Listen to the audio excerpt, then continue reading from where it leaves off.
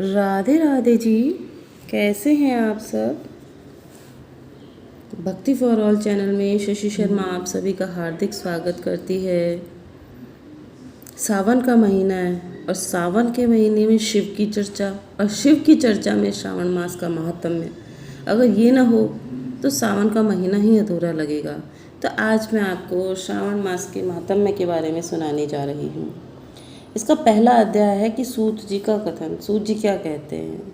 तो आइए सुनते हैं। आज मैं आपको 3 अध्याय एक साथ सुना दूंगी, क्योंकि मैं पहला अध्याय दूसरा अध्याय आपको सुना नहीं पाई थी। उसके बाद मैं आपको लगातार अध्याय सुनाया करूंगी। तो एक बार सूत जी शौनक तथा अन्य ऋषिगणों की सभा में पधारे। सूत जी ने उन्हें आदरपूर्वक प्रणाम किया और बैठने के लिए आसन दिया।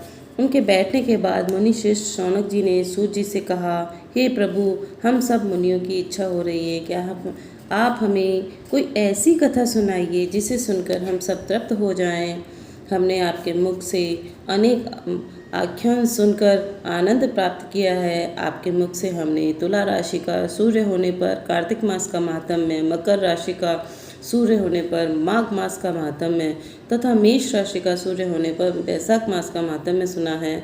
तो अब इन मासों में भी कोई उत्तम मास हो तो हमें उसका भी महात्म्य सुनना चाहते हैं। शौनक जी का आग्रह सुनकर के सूत जी ने बड़े प्रेम पूर्ण शब्दों से प्रेम से बोले और श्रोताओं में निम्नलिखित 12 गुण होने चाहिए। उन्होंने कहा कि एक तो दंभ रहित होना चाहिए, अहंकार बिल्कुल भी नहीं होना चाहिए, बुद्धि जो है आस्तिकता होनी ही चाहिए, शठता रहित होना चाहिए, मतलब मूर्ख नहीं होना चाहिए, परमात्मा में भक्ति होनी चाहिए, भगवत चर्चा सुनने की तीव्र इच्छा होनी चाहिए, नम्रता होनी चाहिए, ब्राह्मण भक्त होना चाहिए, सुशील स्वभाव होना चाहिए, धैर्यवान होना चाहिए, पवित्र तपस्वी तथा दोषारोपण रहित होना चाहिए। लोगों में दोषारोपण करने की बहुत ज़्यादा आदत होती है, इसलिए हमेशा दोष दूसरों में निकालते रहते हैं। सिर्फ अपने दोष देखने चाहिए, दूसरों के दोष को नहीं देखना चाहिए। तो दोषारोपण रहित होना चाहिए। ये सब गुण आप सज्जनों में विद्यमान हैं, इसलिए मैं प्रसन्नतापूर्वक आपको तत्व की बात सुनाता हूँ। एक बार ब्रह्मापुत्र सनत कुमार ने भगवान शिव से पूछा, हे महादेव, हमारे हृदय में ऐसे मास के महात्म्य को सुनने की इच्छा हो रही है जो सब मासों में श्रेष्ठ है। उन मास में कर्मों को करने के अनंत फल की प्राप्ति होती है। संसार के कल्याण के लिए ऐसे मास में सभी धर्मों का वर्णन है। विस्तार पूर्वक बताने की कृपा करें। भगवान शिव ने सनत कुमारों की इच्छा जानकर कहा, 12 वर्ष के जो 12 महीने में श्रवण मास मुझे सबसे अधिक प्रिय है। पूर्णिमा को श्रावण नक्षत्र का योग हो जाने से इस मास का नाम श्रावण पड़ा। तो श्रावण मास की सिद्धि प्राप्त होने के कारण के इस मास का नाम श्रावण पड़ा। आकाश के समान स्वच्छ हो जाने से नभा नाम कहा जाता है। श्रावण मास के फलों को कहने के लिए ब्रह्मा जी हुए। इसका महात्म्य को देखने के लिए इंद्र हुए और भगवान अनंत के इसके फल को कहने के लिए 2 सहस्त्र जीवा धारण की थी। इसलिए श्रावण मास के धर्मों के कारण जो गणना करते हैं, पृथ्वी पर किसी में सामर्थ्य नहीं है। इस मास की कला को भी अनन्य मास प्राप्त नहीं कर सकते। इस मास का कोई भी दिन व्रत शून्य नहीं है। इस मास की सब तिथियां व्रत वाली हैं। सनत कुमार बोले, हे महादेव, आपने अभी तक यही बताया कि इस मास में प्रत्येक तिथि व्रत वाली है, तो अतः आप मुझे बताइए कि किस तिथि में कौन सा व्रत रखा जाता है, उस व्रत का उत्तराधिकारी कौन है, अधिकारी कौन कौन है, मतलब तो कौन कौन उस व्रत को कर सकता है, उस व्रत को करने से क्या फल मिलता है तथा उस व्रत को करने की विधि क्या है, किसने इस व्रत को किया है, इसकी उद्यापन विधि क्या है, उनके देवता कौन है, पूज्य कौन है, पूजन सामग्री क्या है, प्रधान पूजन किसका करना चाहिए, जागरण विधि क्या है, किस व्रत का क्या समय है। हे प्रभु, आप मुझे ये सब बातें कृपा करके विस्तार पूर्वक बताने की कृपा करें। श्रावण मास आपको क्यों प्रिय हुआ है, इसके पवित्र तम किस कारण से है कहा गया है, इतना पवित्र क्यों है, इस मास में कौन कौन अवतार उत्पन्न माना जाता है, और इस मास में कौन सा अनुष्ठान करने का योग माना गया है। हे प्रभु, आप सब प्राणियों के लाभार्थ मुझसे कहें। रविवार से शनिवार तक जो व्रत आदि किए जाते हैं वह कृपा करके बताने का कष्ट करें। आप सब देवताओं में बड़े होने के कारण महादेव कहलाते हैं। पीपल के पेड़ में तीनों देव ब्रह्मा, विष्णु और महेश का निवास कहा गया है, उसमें भी आपका निवास सबसे ऊपर कहा गया है। आप कल्याण रूप होने के कारण, शिव पापनाशक होने के कारण हर कहलाते हैं। शरीर में गणेश जी का अधिष्ठान रूप 4 दल का मूलाधार नाम का चक्र है, उसके ऊपर 6 दल का ब्रह्मा जी का अधिष्ठान नाम का दूसरा चक्र है, उसके ऊपर 10 दल का भगवान विष्णु का मणिपुर नामक तीसरा चक्र चौथा चक्र है। हृदय में 12 दल का अनाहत नाम का है। इस चौथे चक्र में आपकी स्थिति कही गई है। आपका निवास सबसे ऊपर होने के कारण आपको मुख्यतः कहा गया है कि इसलिए आपका पूजन करने से पंचायतन का पूजन हो जाता है। अन्न को ब्रह्ममय कहा गया है। भगवान विष्णु जल रूप में कहे गए हैं। जब आप उस अन्न और जल को ग्रहण करते हैं तो आपकी प्रवीणता में किसी का लेश मात्र भी संदेह नहीं रह जाता। आपका शमशान और पर्वत पर निवास सब प्राणियों को विरक्ति का संदेश देता है। आपका यश का वर्णन करना वाणी से परे की बात है। तो हमारा यहाँ प्रथम अध्याय समाप्त होता है। मैं दूसरा अध्याय भी आप सुना देती हूँ आपको। तो आपने अगर मेरे चैनल को सब्सक्राइब नहीं किया है तो प्लीज़ कर लीजिए और लाइक शेयर भी कर ही दीजिए। तो दूसरा अध्याय है श्रावण मास का धर्म पालन।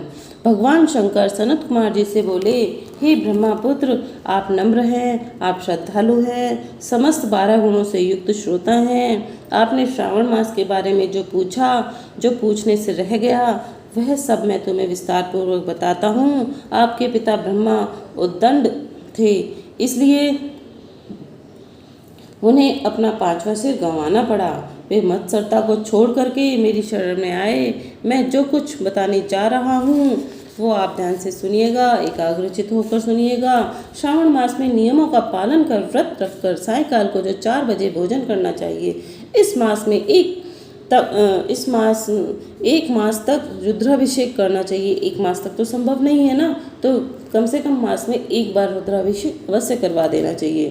तो आपकी प्रिय किसी भी एक वस्तु का त्याग करें। पुष्प है, फल है, धान है, तुलसी मंजरी की युक्त पत्ती है और बेल पत्रों से मेरी लक्ष्य पूजा करें। कोटिलिंग पूजन करें। ब्राह्मणों को प्रेम पूर्वक भोजन कराएं। नियम का पालन करें। मुझे पंचामृत से अभिषेक अति प्रिय है, अतः उसे भी करें। इस मास में किया जाने वाला कृत्य अनंत फल देने वाला होता है। इस मास में भूमि पर शयन करना चाहिए। ब्रह्मचर्य का व्रत का पालन करना चाहिए। सत्य बोलना चाहिए। पत्तल में भोजन करें। प्रातःकाल स्नान ध्यान करें और इंद्रियों को वश में रखना चाहिए। एकाग्र मन से प्रतिदिन मेरी पूजा करें। इस महीने में मंत्रों का पुनर्श्रवण करें भी उत्तम सिद्धि देने वाला होता है। गायत्री मंत्र और ओम नमः शिवाय का ज़्यादा से ज़्यादा जाप करें। श्री सूक्त का जाप और भी अधिक फलदायक होता है। ग्रह यज्ञ, कोटि होम, लक्ष्य होम, अयुध होम करने पर सद्य फल मिलता है और मनोवांछित फल प्राप्त होता है। जो प्राणी इस महीने में एक दिन भी व्रत को छोड़ देता है वह महाप्रलय तक घोर नरक में जाता है। मुझे श्रावण मास में अधिक और कोई भी मास प्रिय नहीं है। श्रावण मास मुझे सबसे अधिक प्रिय है। यह मास फलदायक है तथा निष्काम भाव से किए गए कर्म में फल स्वरूप मोक्ष प्रदान करने वाला है। हे सनत कुमार, इस मास में करने योग्य जो धर्म कहे गए हैं उन्हें ध्यानपूर्वक सुनो। और रविवार को सूर्य का व्रत करना चाहिए। सोमवार का दिन मेरी पूजा का दिन है ही। श्रावण मास के प्रथम सोमवार से प्रारंभ करके 3.5 मास तक अर्थात कार्तिक मास की अमावस्या तक होने वाले संपूर्ण कामना का अर्थ सिद्धि प्रदाता रोटक नामक व्रत कहलाता है। और मंगलवार के दिन मंगला गौरी का व्रत रखा जाता है। बुधवार को बुध का व्रत, बृहस्पतिवार को गुरुदेव का व्रत, शुक्रवार को जीवंतिका देवी का व्रत रखें और शनिवार को हनुमान तथा नरसिंह का व्रत रखा जाता है। अब मैं तिथियों के अनुसार होने वाले व्रतों को बताता हूँ। श्रावण मास में शुक्ल पक्ष की द्वितीय तिथि को औडुंबर नाम का व्रत रखा जाता है। शुक्ल पक्ष की तृतीया को गौरी का व्रत होता है और श्रावण मास की शुक्ल चतुर्थी को दूर्वा गणपति नामक व्रत होता है। इसे विनायक चतुर्थी व्रत, गणेश चौथ का व्रत भी कहते हैं। श्रावण मास की शुक्ल पंचमी को नाग पूजन का व्रत रखा जाता है। श्रावण शुक्ल षष्ठी को सुपोदन व्रत रखा जाता है। श्रावण शुक्ल सप्तमी को शीतला देवी का व्रत रखा जाता है। अष्टमी और चतुर्दशी तिथि में देवी का पवित्र रोपण करना चाहिए। श्रावण मास की कृष्ण तथा शुक्ल पक्ष की नवमी को नक्त व्रत का विधान है। शुक्ल पक्ष दशमी को आशा नामक व्रत किया जाता है। कोई मनुष्य श्रावण मास की दोनों पक्षों की, शुक्ल और कृष्ण पक्ष की एकादशी को आशा व्रत रखते हैं। श्रावण शुक्ल की पक्ष की जो द्वादशी है वो भगवान विष्णु को पवित्रारोपण करना कहा गया है, इसलिए इस तिथि को भगवान हरि का श्रीधर नाम से अर्चन उत्तम गति प्रदान करता है। श्रावण शुक्ल की पूर्णिमा को उत्सर्जन, उपाक्रम, सभादीप, रक्षाबंधन, श्रावणी कर्म, सर्प बलि तथा हयग्रीव जयंती मनाई जाती है। हयग्रीव नामक भगवान विष्णु का अवतार माना गया है। उपरोक्त सातों व्रत श्रावण शुक्ल पूर्णिमा तक मनाए जाते हैं। श्रावण शुक्ल चतुर्थी को संकष्ट चतुर्थी, जिसे आम भाषा में संकट कहते हैं, तथा कृष्ण पक्ष की पंचमी को मानव कल्पादि व्रत कहा जाता है। श्रावण कृष्ण अष्टमी को भगवान श्री विष्णु ने श्री कृष्ण नाम से 16 कलाओं में युक्त अवतार लिया था। उस दिन व्रत तथा महोत्सव मनाया जाता है। श्रावण मास की अमावस्या को पिठोरा व्रत का विधान है। इस दिन कुशोत्पादन करें और वृषभों का पूजन करें। श्रावण शुक्ल की प्रथमा से लेकर समस्त तिथियों में अलग अलग देवी देवता हैं। प्रतिपदा प्रथमा के अग्नि, द्वितीया के ब्रह्मा, तृतीय तिथि के गौरी, चतुर्थी के गणेश, पंचमी के नाग, षष्ठी के स्कंद, सप्तमी तिथि की सूर्य और अष्टमी तिथि के भगवान शिव, नवमी तिथि में की दुर्गा और दशमी तिथि के यम, एकादशी तिथि के विश्वदेव स्वामी हैं, द्वादशी तिथि के श्री हरि, त्रयोदशी तिथि के कामदेव, चतुर्दशी तिथि के शिव और पूर्णिमा के स्वामी स्वयं चंद्रमा हैं और अमावस्या के स्वामी पितर हैं। जिस देव की जो तिथि हो उस दिन उस तिथि को उस देवता की पूजा अर्चना करनी चाहिए। इस श्रावण मास में प्राय अगस्त नक्षत्र का उदय होता है। सिंह राशि पर सूर्य के संक्रमण के दिन से 12 अंश 40 घड़ी बीत जाने पर अगस्त नक्षत्र का उदय होता है। अगस्त ऋषि को 7 दिन पहले ही अर्घ देना शुरू कर देना चाहिए और 12 महीनों में सूर्य भगवान अलग अलग नाम से प्रज्वलित होते हैं और श्रावण मास में गर्भास्थ नाम से प्रज्वलित होते हैं। इसलिए श्रावण मास के भक्तिपूर्वक सूर्य देव का पूजन करना चाहिए। श्रावण मास में जो है ना साग सब्जियां, हरी सब्जियां जो होती हैं, पालक पत्तेदार, उनका त्याग करना चाहिए। भादों के महीने में, भाद्र मास में दही, अश्विन मास में दूध और कार्तिक मास में दाल का त्याग करना चाहिए। यदि कोई भक्त यह संपूर्ण विधान करने में असमर्थ हो तो उसे सभी मनोवांछित फलों की प्राप्ति होती है। हे मुनि श्रेष्ठ, इस श्रावण मास में मनाए जाने वाले व्रत और धर्मों का सविस्तार रूप से वर्णन करना कई 100 वर्षों में भी पूरा नहीं हो सकता।